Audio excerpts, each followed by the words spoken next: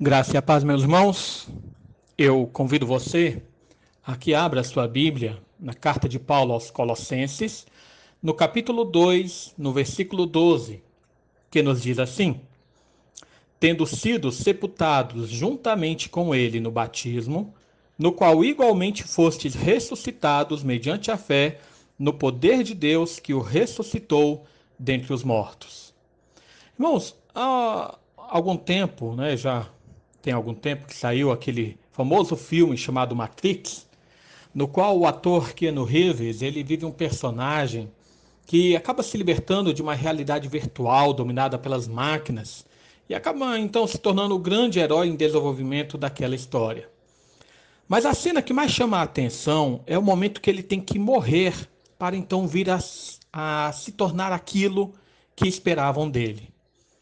Muitas vezes essa imagem de morte e ressurreição, tal como a transformação da lagarta em uma borboleta, é usada para ilustrar a transformação necessária que as pessoas devem ter em sua vida para viverem uma nova realidade. Claro que também não é errado pensar isso na esfera cristã. É o que Paulo nos mostra aqui. Veja que na meditação anterior nós vimos como Jesus é um único sinal que nós precisamos para confirmar a nossa salvação. Não precisamos de nenhuma outra invenção humana para nos unir a Cristo. Então, nessa continuação do nosso texto, Paulo ele vem nos mostrar como que ocorre a circuncisão espiritual dos crentes que estão unidos a Cristo, que ele falou no versículo anterior. O sinal dessa circuncisão não vem através de uma marca na carne, mas de uma forma simbólica através do batismo. Então é interessante a gente perceber como Paulo ele compara o batismo a um sepultamento.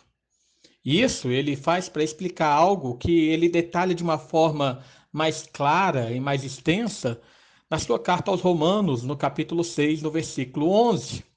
Mas no nosso texto ele diz, tendo sido sepultados juntamente com ele no batismo. Ou seja, irmãos, o batismo simboliza essa nossa morte para a realidade desse mundo decaído e corrupto.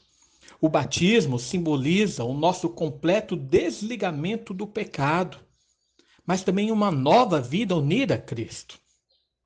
Mas a continuação da nossa união com Cristo não finaliza na morte. Ela avança. E avança através daquilo que Paulo fala aqui a respeito da ressurreição. Ele fala, no qual igualmente fostes ressuscitados mediante a fé. Então, a nossa união com Cristo não acaba ali no momento da morte simbolizada pelo batismo, mas ela avança através de uma nova vida. A ideia não é apenas se desligar de algo negativo e nocivo como o pecado.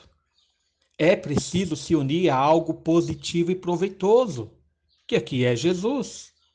Não é apenas se libertar de uma escravidão cujo final termina na morte, porque, como sabemos, fala em Romanos 6,23, o salário do pecado é a morte, mas é avançar para servir a um novo Senhor, cuja promessa nos deu de uma herança celestial.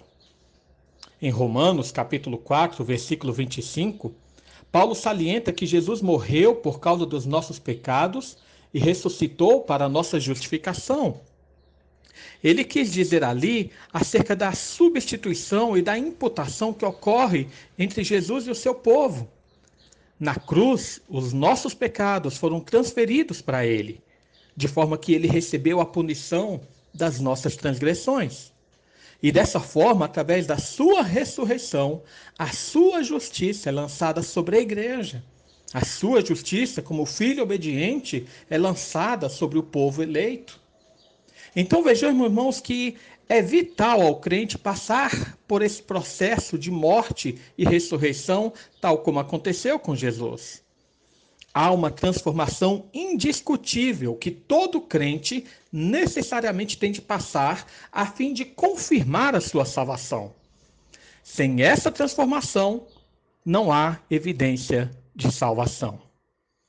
Então, é muitíssimo importante o que Paulo coloca no final dessa afirmação. Essa união com Cristo no batismo se dá por meio da fé no poder de Deus.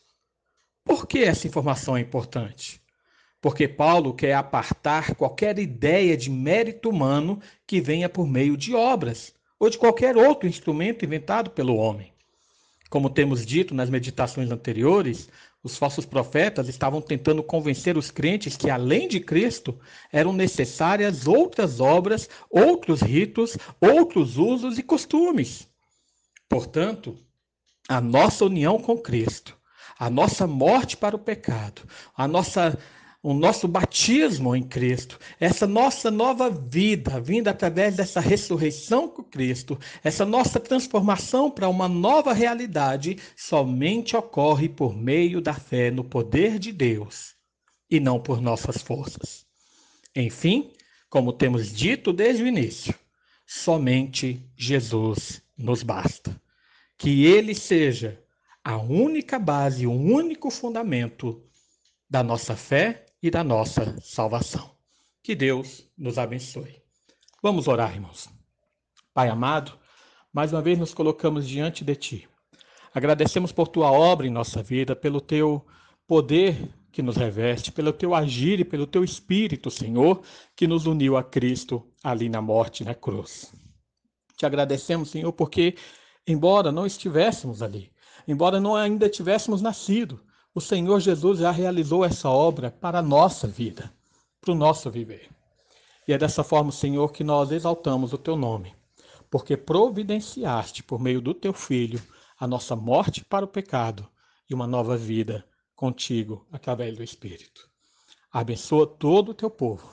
Abençoa, Senhor, toda a Tua igreja, para que essa igreja seja feita à imagem do Teu Filho. E é nele que nós rogamos e oramos. Amém e amém.